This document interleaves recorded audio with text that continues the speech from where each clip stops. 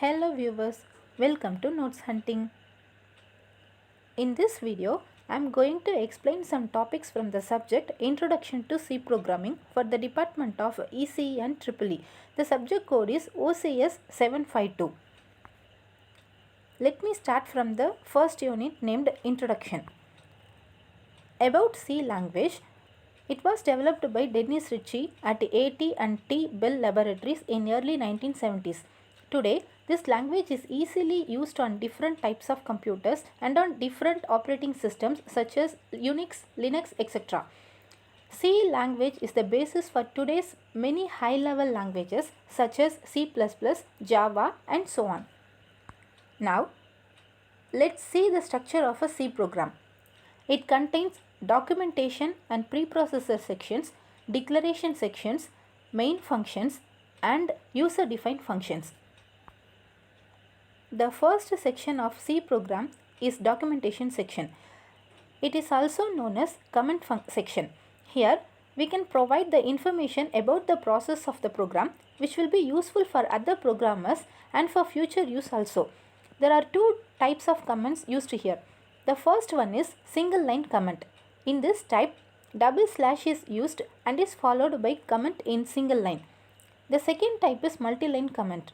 Here, the comment starts by slash asterisk and ended with asterisk slash. The second section is link section. It contains preprocessor statements. They begin with the hash symbol. It is a text substitution tool which instructs the compiler to do record preprocessing before the actual compilation. They allow us to include header files with the help of hash include preprocessor. We can define a macro in C using hash define preprocessor directive. Macro is a fragment of code that is given a name. Instead of repeating a particular fragment of code, we can use its name. The macro expands it whenever it is required. The next section is global declaration section. By declaring a variable outside the main function, it gets the scope throughout the program. We can use that variable anywhere in the program. The next section is the main function. Here, we can declare the variables which can be used inside this function only. It is called local declaration. All executable statements must be written inside the main function, which are enclosed by the curly braces. Each and every statement must be terminated with a semicolon to indicate the end of the statement. Apart from the main function, we can define other functions also. Such functions are called user-defined functions. They are defined outside the main function. Here, executable statements are allowed. Next, we move on to data types. These types determine the type of values that a variable can take and the operations that can be performed on it.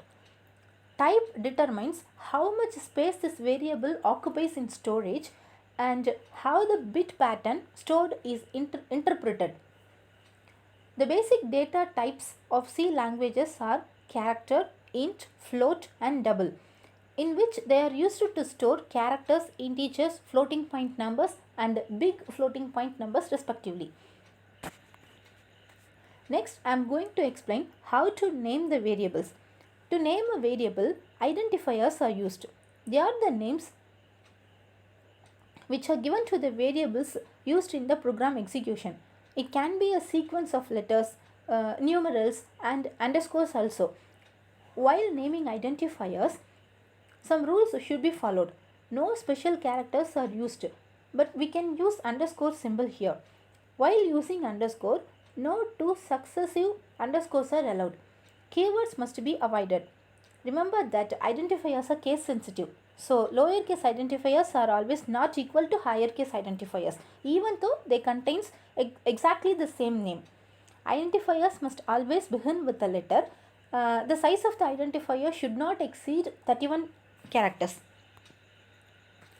Now, let me see what constant is. Variables which contain values that do not change throughout the program is called constants.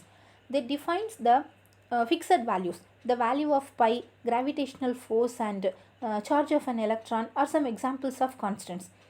To declare a constant, the keyword const is used. Here I have assigned the value 3.14 to the variable pi and declared it as constant, so that the value 3.14 remains unchanged throughout the program. We can define the pi value as macros also.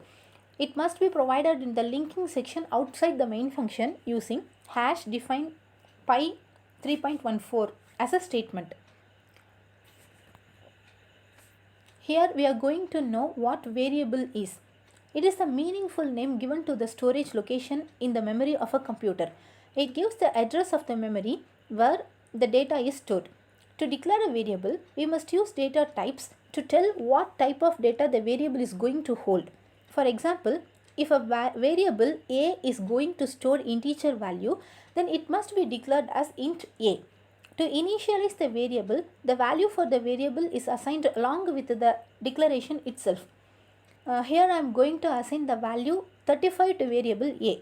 So it was initialized as int a is equal to 35. If you are going to assign a floating point value to the variable, then use float as keyword to indicate the data type as float b is equal to 6.87.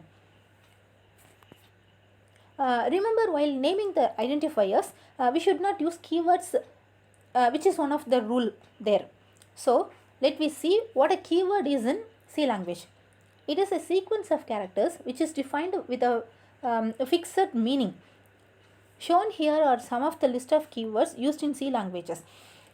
Note that all the keywords are written in lowercase letters only. They should be used for their defined purposes only and not for other functions such as naming the variables.